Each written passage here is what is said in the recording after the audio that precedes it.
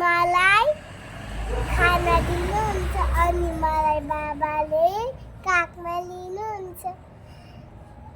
आमालाई मलाई मिठो खाना दिनुहुन्छ। बाबालाई मलाई काखमा लिनुहुन्छ। काका एबिसिडी भन्छु म, दादासँग झोला बोकी स्कुल जान्छु म।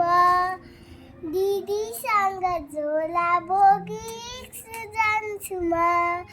साथीसँग मिलिजुली खाजा खान्छु म।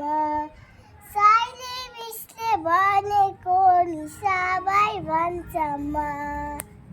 आमालाई मिठो खाना दिनुहुन्छ।